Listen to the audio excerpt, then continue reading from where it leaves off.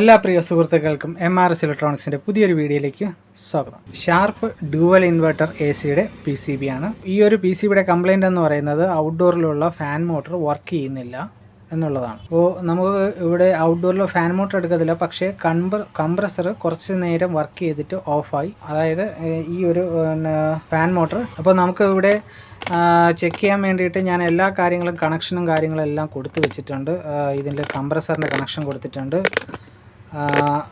പിന്നെ ഇവിടെ fan motor എൻ്റെ കയ്യിലില്ല, അവർ കൊണ്ടുവന്നിട്ടില്ലാത്തതുകൊണ്ട് ഞാൻ എൻ്റെ ഇവിടെ ഇരുന്ന പഴയ ഞാൻ ആദ്യം ഉണ്ടാക്കിയ ഒരു ടെസ്റ്റർ ഉപയോഗിച്ചിട്ടാണ് ഇതിനെ. കാര്യം ഇപ്പം ഉണ്ടാക്കിയ ടെസ്റ്ററുകളെല്ലാം എൻ്റെ കയ്യിൽ നിന്ന് സെയിലായിപ്പോയി. ഇപ്പോൾ എൻ്റെ കയ്യിൽ ടെസ്റ്ററൊന്നുമില്ല, ഇനി പുതിയതായിട്ടെല്ലാം വന്നാലേ ഉള്ളൂ. അപ്പോൾ ഞാൻ ആദ്യം ഉപയോഗിച്ചുകൊണ്ടിരുന്ന ടെസ്റ്ററാണിത്. അപ്പോൾ ഈ ഒരു ഫാൻ മോട്ടർ എടുക്കുന്ന സമയത്ത് ഈ ഒരു LED ഇങ്ങനെ റൗണ്ടിന് കത്തും. ഇതിൻ്റെ കണക്ഷൻ ഞാൻ എൻ്റെ മേളിൽ കൊടുക്കാൻ പറ്റാത്തതുകൊണ്ട് ഇതിൻ്റെ താഴ്ഭാഗത്ത് ഇവിടെയായിട്ട് സോൾഡർ ചെയ്ത് പിടിപ്പിച്ചിരിക്കുകയാണ്. നമ്മുടെ ഇൻഡോർ ഫാൻ മോട്ടർ കൊടുത്തിട്ടുണ്ട്, കംപ്രസറിൻ്റെ കണക്ഷനും കാര്യങ്ങളും കൊടുത്തിട്ടുണ്ട്. അപ്പോൾ ഇത് ഡ്യുവൽ ഇൻവെർട്ടറാണ്. അപ്പോൾ എന്താണ് ഡ്യുവൽ ഇൻവെർട്ടർ എന്നും കൂടെ നമ്മൾ അറിഞ്ഞിരിക്കണം. അപ്പോൾ പലരും അഭിപ്രായത്തിൽ ഡ്യുവൽ ഇൻവെർട്ടർ എന്ന് പറയുമ്പോഴത്തേക്കും ഔട്ട് സൈഡിൽ 2 കംപ്രസർ ഉണ്ടാവും എന്നുള്ള കുറേ തെറ്റായിട്ടുള്ള ധാരണകളൊക്കെ ഒരുപാടുണ്ട്. അപ്പോൾ അതിനൊരു ക്ലാരിറ്റി ഞാൻ പറഞ്ഞു തരാം. ക്ലാരിറ്റി എന്നുള്ളത്, നമ്മൾ ഡ്യുവൽ ഇൻവെർട്ടർ എന്ന് പറയുന്നത് അതിൻ്റെ ഔട്ട്ഡോർ ബോർഡിൽ 2 ഇൻവെർട്ടർ സെക്ഷൻ ഉണ്ടാവും. എന്ന് വെച്ച് കഴിഞ്ഞാൽ ഇപ്പോൾ കംപ്രസറിന് ഒരു ഇൻവെർട്ടർ സെക്ഷൻ ഉണ്ടാവും, അതിൻ്റെ ഫാൻ മോട്ടറിനും ഒരു ഇൻവെർട്ടർ സെക്ഷൻ ഉണ്ടാവും. അപ്പോൾ BLDC ഫാൻ മോട്ടർ വരുന്ന എല്ലാ AC-കളും ഡ്യുവൽ ഇൻവെർട്ടർ ആയിരിക്കും. അപ്പോൾ ഔട്ട്ഡോറിൽ DC ഫാൻ മോട്ടർ വരുന്നുണ്ട്, BLDC ഫാൻ മോട്ടറും വരുന്നുണ്ട്. അപ്പോൾ DC ഫാൻ മോട്ടറിനകത്ത് 5 വയറായിരിക്കും. ആ ഫാൻ മോട്ടറിന് അകത്തായിരിക്കും ഈ BLDCയുടെ IPM മറ്റ് കാര്യങ്ങളെല്ലാം വരുന്നത് ആ ഫാൻ മോട്ടറിനകത്തായിരിക്കും. പക്ഷേ BLDCയിൽ വരുമ്പോഴത്തേക്കും അതിൻ്റെ ഇൻവെർട്ടർ സെക്ഷൻ നമ്മുടെ മെയിൻ ബോർഡിലായിരിക്കും.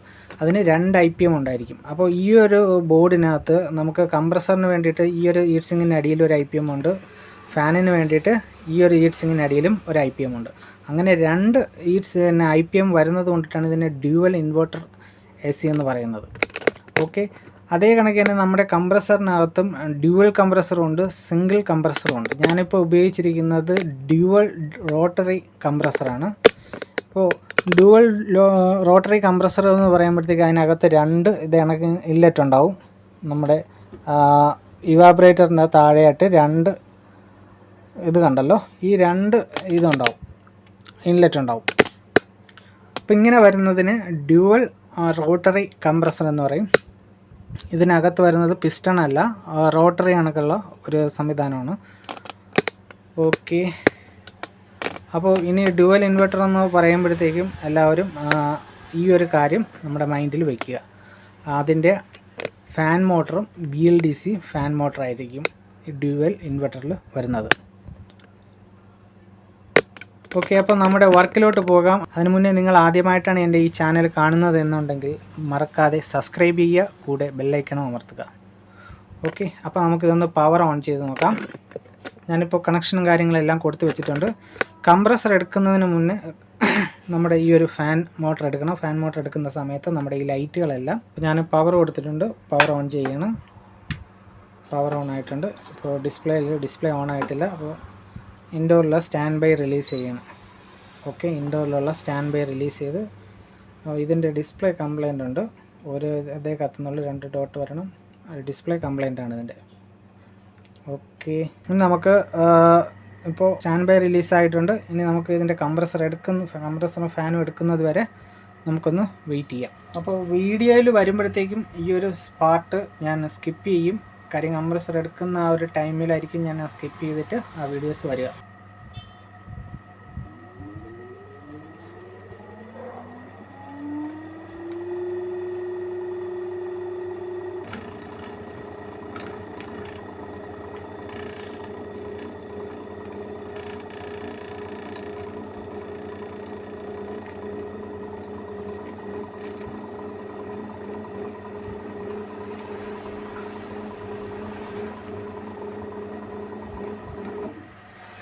ഓക്കെ, നമ്മുടെ കംപ്രസർ എടുത്ത് ഓഫായി. ഇതേവരെ നമ്മുടെ ഈ ഒരു LED കളൊന്നും കത്തിയിട്ടില്ല. കണക്ഷനും കാര്യങ്ങളെല്ലാം കറക്റ്റായിട്ട് ഇവിടെ കൊടുത്തിട്ടുണ്ട്. പക്ഷേ നമുക്കിടെ ഈ ഒരു LED ഇത്രയും കത്തിയിട്ടില്ല. ഇപ്പോൾ നമുക്ക് ഈ ഒരു LED ബ്ലിങ്കിങ് കോഡിലോട്ട് പോയിട്ടുണ്ട്. 1 2 3 4 5 6 അപ്പോൾ 6 ടൈമാണ് ഇതിൻ്റെ ബ്ലിങ്കിങ് വന്നിരിക്കുന്നത്. നമുക്ക് എറർ കോഡ് ലിസ്റ്റിൽ നോക്കുമ്പോഴത്തേക്കും ഇവിടെ കാണാം 6 ടൈം ബ്ലിങ്ക്. ഇതാണ്ട് 5ാമത് കിടക്കുന്നത് 6 ടൈം ബ്ലിങ്കിങ്ങിലോട്ട് വരുന്നത്. ഇത് DC കറണ്ട് എറർ. ഇവിടെ 11 പ്രാവശ്യം ബ്ലിങ്ക് ചെയ്യുമ്പോഴത്തേക്കും ഔട്ട്ഡോർ ഫാൻ മോട്ടോർ എറർ. അതായത് നമുക്ക് ഈ ഒരു ബോർഡിൽ വരുന്നത് ഈ എറർ ഫാൻ മോട്ടറിൻ്റെ എററല്ല, DC കറണ്ടിൻ്റെ എററാണ്. എന്തുകൊണ്ടെന്ന് വെച്ച് കഴിഞ്ഞാൽ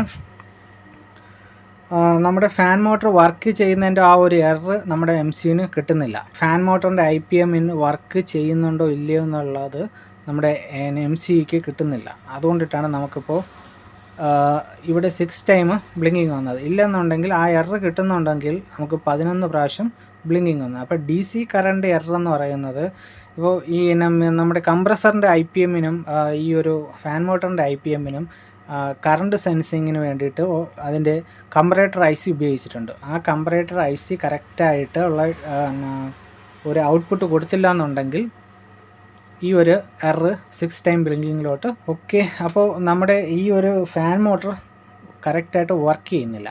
അത് വർക്ക് ചെയ്തിരുന്നെങ്കിൽ ഓക്കെ. അപ്പോൾ എന്തുകൊണ്ടാണ് നമ്മുടെ ഈ ഒരു LED കത്താത്തതും നമ്മുടെ ഈ ഒരു ഫാൻ മോട്ടർ വർക്ക് ചെയ്യാത്തതെന്നും ഒക്കെ നമുക്കിതിനകത്തൂടെ നോക്കാം. അതിന് മുന്നേ ഇതൊന്ന് പവർ ഓഫ് ചെയ്യണം. എന്നിട്ട് ഈ മെയിൻ ഈ ഒരു കപ്പാസിറ്ററിൽ അതിൻ്റെ ഹൈ വോൾട്ടേജ് ഡ്രോപ്പ് ചെയ്യണം. നല്ല പവറാണ്. ഓക്കെ, അതെല്ലാം ആ വോൾട്ടേജിൽ ഡിസ്ചാർജ് ആയിട്ടുണ്ട്. അപ്പോൾ എന്തുകൊണ്ട് നമ്മുടെ ഈ ഫാൻ മോട്ടർ വർക്ക് ചെയ്യുന്നില്ല? നമുക്ക് ഈ IPM മുതൽ ടെസ്റ്റ് ചെയ്ത് നോക്കാം. IPM ആണ് ആദ്യം ചെക്ക് ചെയ്യേണ്ടത്. IPM-ൻ്റെ ലോ സൈഡ് ഹൈ സൈഡ് ഈ IPM നല്ലതാണോ എന്നുള്ള കാര്യത്തെക്കുറിച്ചാണ് ആദ്യം നമുക്ക് നോക്കേണ്ടത്. ഓക്കെ, അപ്പോൾ അതിന് വേണ്ടിയിട്ട് ഈ ഹീറ്റ് സിങ് നമുക്ക് ഇവിടെ നിന്ന് ഇളക്കി മാറ്റാം. അപ്പോൾ ഈ IPM ചെക്ക് ചെയ്യണ 2 രീതിയിലാണ്. ഇതിൻ്റെ ഹൈ സൈഡും ഉണ്ട്, ലോ സൈഡും ഉണ്ട്. അതായത് ഇൻപുട്ട് സെക്ഷനാണ് നമ്മൾ ലോ സൈഡായിട്ട് ഉദ്ദേശിക്കുന്നത്. ഔട്ട്പുട്ട് സെക്ഷൻ നമുക്ക് ഹൈ സൈഡായിട്ട് ഇത് പറയാം. അപ്പോൾ ഔട്ട്പുട്ട് സെക്ഷൻ എന്ന് പറയുമ്പോഴത്തേക്കും UVW-യുടെ ഈ ഒരു 3 ലെഗിൽ ആദ്യം ചെക്ക് ചെയ്യാം. അപ്പോൾ ലോ സൈഡ് ചെക്ക് ചെയ്യുന്നതിന് നമുക്ക് ഈ IPM ഇളക്കിയെടുത്തതിന് ശേഷമാണ് ലോ സൈഡ് ചെക്ക് ചെയ്യുന്നത്. കാര്യം ഈ IPM ഇരിക്കുന്നതുകൊണ്ട് കറക്റ്റായിട്ടുള്ള റീഡിങ് കിട്ടുമെന്ന് എനിക്ക് സംശയമുണ്ട്. അപ്പോൾ IPM ഇളക്കിയെടുത്തതിന് ശേഷം നമുക്ക് ലോ സൈഡ് ചെക്ക് ചെയ്യാം. അതിന് മുന്നേ നമുക്ക് ഹൈ സൈഡ് ആദ്യം ചെക്ക് ചെയ്യാം. അതിന് വേണ്ടിയിട്ട് നമ്മുടെ മൾട്ടിമീറ്റർ, ഓക്കെ, മൾട്ടിമീറ്റർ നമുക്ക് ഡയോഡ് മോഡിലോട്ടിടുക. അതിനാണെന്ന് വെച്ച് കഴിഞ്ഞാൽ ഇതിനകത്ത് വരുന്ന മോസ്ഫെറ്റ് അല്ലെങ്കിൽ IGBT, ഈ IGBTയിൽ ക്രോസ് ആയിട്ട് ഒരു ഡയോഡ് ഇട്ടിരിക്കും. ഈ ഡയോഡിൻ്റെ വാല്യൂ ആണ് നമ്മൾ ചെക്ക് ചെയ്യാൻ പോകുന്നത്. അപ്പോൾ നമുക്ക് ചെക്ക് ചെയ്യുന്ന രീതി എന്ന് പറഞ്ഞാൽ നെഗറ്റീവ് IPM-ൽ വരുന്ന നെഗറ്റീവ് സപ്ലൈയിൽ നമ്മൾ പോസിറ്റീവ് പ്രോബ് വെച്ചിട്ട് ഈ 3 UVW-ൽ എത്ര റീഡിങ്സ് കാണിക്കുന്നുണ്ടെന്ന് ചെക്ക് ചെയ്യാം.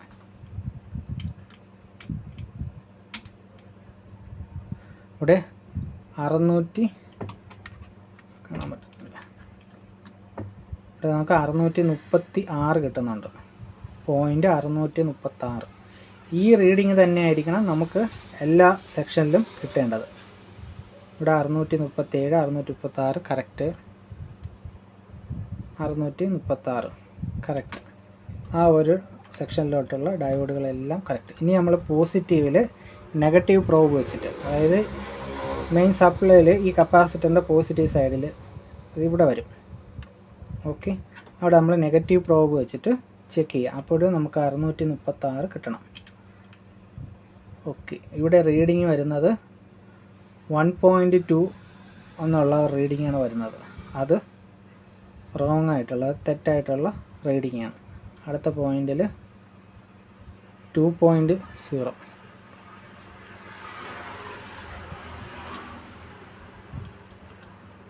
അടുത്ത പോയിന്റിൽ 2.0,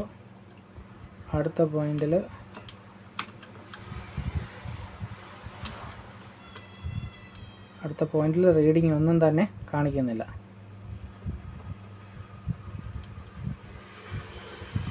ഓക്കെ, അപ്പോൾ ഈ IPMൻ്റെ ഹൈ സൈഡ് കംപ്ലൈൻ്റ് ആണ്. അതായത് പോസിറ്റീവ് നെഗറ്റീവായിട്ട് 3 IGBTയും പോസിറ്റീവായിട്ട് 3 IGBTയും കണക്റ്റഡ് ആയിരിക്കും. അപ്പോൾ ഇപ്പോൾ നമുക്ക് ഇവിടെ പോസിറ്റീവ് സൈഡിൽ കണക്റ്റഡ് ആയിട്ടുള്ള 3 IGBTയുടെ റീഡിങ് തെറ്റായിട്ടാണ് കാണിക്കുന്നത്. ഇനി നേരെ പ്രോബ് തിരിച്ചു വെച്ചുകൊണ്ട് നമുക്കൊന്ന് ചെക്ക് ചെയ്ത് നോക്കാം.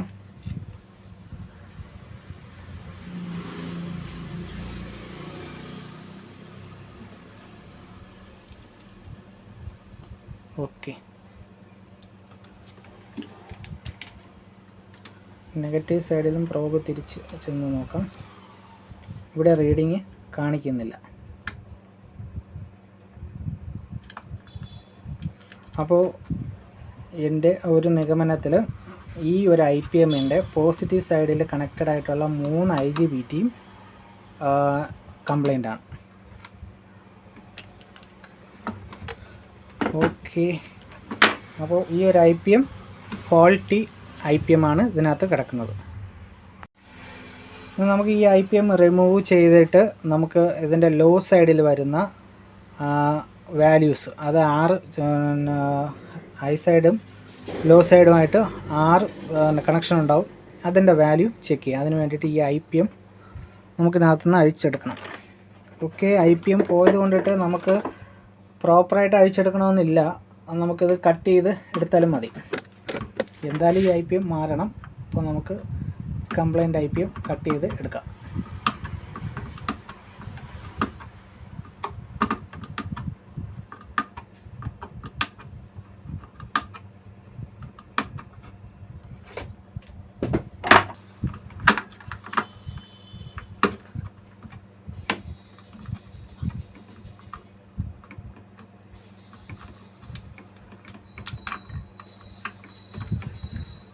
IPM മാറാം എന്നുള്ളത് കൊണ്ടിട്ട് ഞാൻ ഈ ഒരു IPM ഒടിച്ചിങ് എടുത്തിരിക്കുകയാണ്.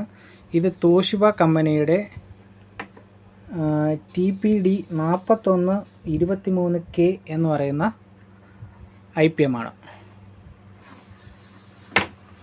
ഓക്കെ, അപ്പോൾ ഇത് മാറ്റി വെച്ച് ഇനി നമുക്ക് ഇതിൻ്റെ ലോ സൈഡിലുള്ള 6 കണക്ഷൻ, ഹൈയും ലോയും ഇട്ടുള്ള 6 കണക്ഷൻ ചെക്ക് ചെയ്ത് നോക്കാം. അപ്പോൾ അതിന് വേണ്ടിയിട്ട് ഞാൻ പോസിറ്റീവ് പ്രോബ് നെഗറ്റീവ് ഗ്രൗണ്ടിൽ കൊടുത്തിട്ടുണ്ട്.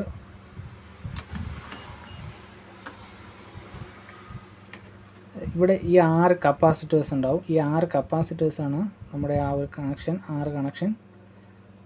ഓക്കെ, 606, 607, 608, 608, 608, 608. ഇനി പ്രോബ് തിരിച്ച് നെഗറ്റീവ് പ്രോബ് പോസിറ്റീവിൽ വെച്ചിട്ടും കൂടെ ഒന്ന് ചെക്ക് ചെയ്ത് നോക്കാം.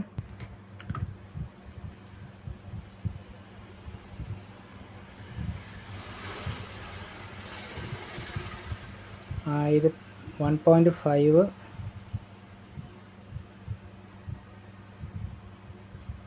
1.49, 1.5. Okay,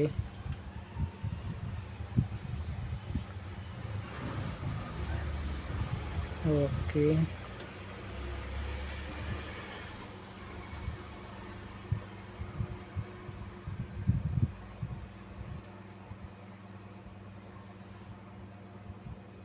okay, okay. അപ്പോൾ നമ്മുടെ ഈ IPMൽ ഇൻപുട്ട് കൊടുക്കുന്ന ലോ സൈഡും ഹൈ സൈഡും സിഗ്നലിൻ്റെ റീഡിംഗ് വാല്യൂ എല്ലാം കറക്റ്റാണ്. അപ്പോൾ നമുക്ക് IPM മാറ്റിയിട്ട് കഴിഞ്ഞാൽ ഇത് വർക്ക് ചെയ്യണം. ഓക്കെ, അപ്പോൾ ആദ്യം നമുക്ക് ഇനി ഇതിൻ്റെ IPM ഒന്ന് മാറാം. അപ്പോൾ ഞാൻ നമ്മുടെ ഉണ്ടാകുന്ന നോക്കട്ടെ. ഓക്കെ, അപ്പോൾ എൻ്റെ കയ്യിൽ ഈ ഒരു നമ്പറിൽ വരുന്ന 2 IPM ഉണ്ട്. പുതിയത്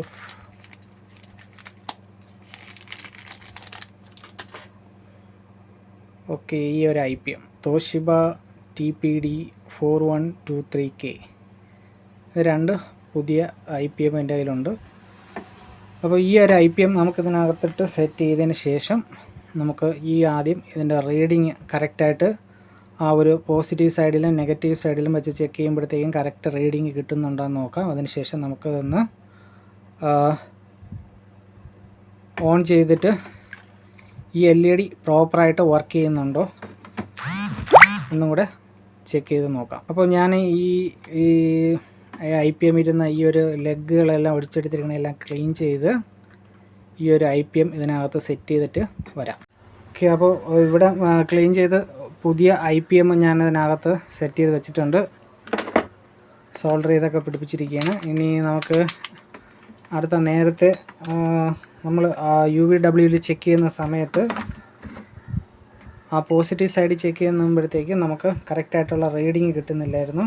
അപ്പോൾ ആദ്യം തന്നെ നമുക്ക് ഈ ഒരു പോസിറ്റീവ് സൈഡിലോട്ടുള്ള ഈ ഒരു IPMൻ്റെ റീഡിങ് ഫസ്റ്റിൽ നോക്കാം.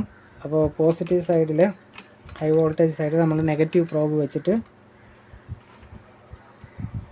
UVW ചെക്ക് ചെയ്യുമ്പോഴത്തേക്ക് ഇവിടെ നമുക്ക് 632 കിട്ടുന്നുണ്ട്, ഇവിടെ 639, ഇവിടെ 639, 632. അപ്പോൾ കറക്റ്റ് റീഡിങ് തന്നെയാണ് കാണിക്കുന്നത്. ഇനി നമുക്ക് നെഗറ്റീവ് സൈഡിൽ വെച്ചിട്ട്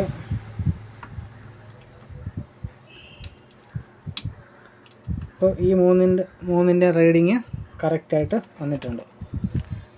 ഓക്കെ, അപ്പോൾ ഈ നേരത്തെ നമുക്ക് ഈ റീഡിങ് കറക്റ്റായിട്ട് കിട്ടാതിരുന്നു. അത് ഇപ്പോൾ കറക്റ്റ് റീഡിങ് IPM മാറിയപ്പോഴത്തേക്കും കറക്റ്റ് റീഡിങ് വന്നു. ഓക്കെ, അപ്പോൾ ഇനി നമ്മൾ നേരത്തെ ചെക്ക് ചെയ്യുന്ന സമയത്ത് നമുക്ക് ഇവിടെ ഈ ഒരു LED 6 ടൈമിലോട്ട് DC കറണ്ട് എററിലോട്ടാണ് പോയത്. ഫാൻ മോട്ടറിൻ്റെ എറർ വന്നിട്ടില്ലായിരുന്നു. അപ്പോൾ ഈ IPM ഓക്കെ ആണെന്നുണ്ടെങ്കിൽ നമുക്ക് ഈ ഒരു LED സ്റ്റാർട്ടപ്പ് ചെയ്യുന്ന സമയത്ത് ഇവിടെ നമുക്ക് 11 തവണ നമ്മൾ ആ എറർ കോഡിൽ കണ്ട കണക്ക് 11 തവണ ഈ ഒരു LED ബ്ലിങ്ക് ചെയ്യണം. ഓക്കെ, അപ്പോൾ ഇത് നമുക്കൊന്ന് പവർ കൊടുത്ത് ഇതൊന്ന് ഓൺ ചെയ്ത് നോക്കാം. ഓൺ ആവുന്ന സമയത്ത് ഇത് LED കത്തണം. ഓക്കെ, ഞാനിപ്പോൾ പവർ കൊടുത്തിട്ടുണ്ട്, സ്വിച്ച് ഓൺ ചെയ്യുകയാണ്. ഓക്കെ, സ്വിച്ച് ഓൺ ചെയ്ത് സ്റ്റാൻഡ് ബൈയിൽ കിടക്കുകയാണ്. സ്റ്റാൻഡ് ബൈ റിലീസ് ചെയ്തിട്ടുണ്ട്. ഓക്കെ, ഇപ്പോൾ ഇവിടെ നമ്മുടെ LED ബ്ലിങ്ക് ചെയ്യുന്നതുകൊണ്ട് ഈ ടൈപ്പ് ബ്ലിങ്കിങ് എന്ന് പറയുന്നത് നമ്മളെ കമ്മ്യൂണിക്കേഷൻ ക്ലിയർ ആയെന്ന് കൊണ്ടിട്ടാണ് ഇങ്ങനെ ബ്ലിങ്ക് ചെയ്യുന്നത്. ഓക്കെ, അപ്പോൾ നമുക്ക് ആ ഫാൻ മോട്ടറും കംപ്രസറും എടുക്കുന്നവരെയൊക്കെ ഒന്ന് വെയിറ്റ് ചെയ്യാം.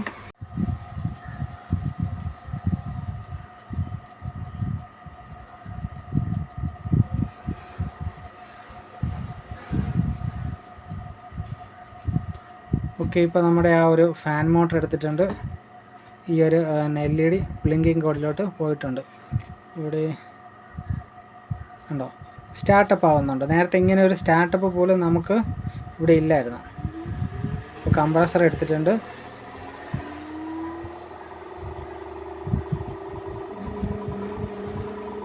ഓക്കെ, ഇപ്പോൾ നമ്മുടെ ആ ലൈറ്റ് അങ്ങനെ കത്തുന്നതെന്ന് വെച്ച് കഴിഞ്ഞാൽ നമ്മുടെ ഫാൻ മോട്ടർ എടുത്ത് കറക്റ്റ് ലോഡിങ് വന്നു കഴിഞ്ഞാൽ മാത്രമേ ആ ലോഡ് അതിൻ്റെ കറണ്ട് ഈ ഒരു കമ്പറേറ്റർ IC സെൻസ് ചെയ്ത് ഇതിന് പ്രോസസ്സറിന് അയച്ചു കൊടുത്താൽ മാത്രമേ അത് കണ്ടിന്യൂസ് ആ ലൈറ്റ് കറങ്ങി കത്തുള്ളൂ, ആ ഫാൻ കറങ്ങത്തുള്ളൂ. എല്ലാം ലോഡ് ഇല്ലയെന്നുണ്ടെങ്കിൽ ഇങ്ങനെയായിരിക്കും അത് ആ ഒരു ടെസ്റ്ററിൽ കാണുന്നത്. ഓക്കെ, നമുക്കിനി ഈ ഒരു LED ബ്ലിങ്കിങ് കോഡ് എത്രയുണ്ടെന്ന് ചെക്ക് ചെയ്ത് നോക്കാം. ഓക്കെ, 1 2 3 4 5 6 7 8 9 10 11 തവണയാണ് ബ്ലിങ്ക് ചെയ്യുന്നത്. അപ്പോൾ നമ്മുടെ എറർ കോഡ് ലിസ്റ്റിൽ 11 തവണ ബ്ലിങ്ക് ചെയ്യുന്നത് ഔട്ട്ഡോർ ഫാൻ മോട്ടോർ എറർ. നേരത്തെ നമുക്ക് എന്തായിരുന്നു വന്നിരുന്നത്? ഈ ഫാൻ മോട്ടറിൻ്റെ എറർ വന്നിട്ടില്ല. നമുക്ക് നേരത്തെ വന്നിരുന്നത് 6 ടൈം DC കറണ്ട് എറർ. അതായത് ഈ IPM കറക്റ്റായിട്ട് നേരത്തെ വർക്കിംഗ് ഇല്ലാത്തത് കൊണ്ടായിരുന്നു നമുക്ക് ആ എററും വരാത്തത്, ഫാൻ മോട്ടർ വർക്ക് ചെയ്യാത്തത് ഉള്ള പ്രശ്നങ്ങൾ. അപ്പോൾ നമുക്ക് ഇപ്പോൾ ഇവിടെ നമ്മുടെ ഫാൻ മോട്ടർ എടുത്തിട്ടുണ്ട്, ആ എറർ കോഡും വന്നിട്ടുണ്ട്. അപ്പോൾ നമ്മൾ ഉറപ്പായിട്ടും നമ്മൾ ഈ ഒരു ഫാൻ മോട്ടർ കണക്ഷൻ കൊടുക്കുന്ന സമയത്ത് പ്രോപ്പറായിട്ട് ഇത് റൺ ചെയ്തോളൂ. ഓക്കെ, അപ്പോൾ ഈ വീഡിയോയിൽ ഇത്രയേ ഉള്ളൂ. നമുക്കൊരടുത്തൊരു വീഡിയോ ആയിട്ട് കാണാം. നിങ്ങൾക്ക് എൻ്റെ ഈ വീഡിയോ ഇഷ്ടപ്പെട്ടെങ്കിൽ മറക്കാതെ എൻ്റെ ചാനൽ സബ്സ്ക്രൈബ് ചെയ്യുക. Thank you for watching my videos. By.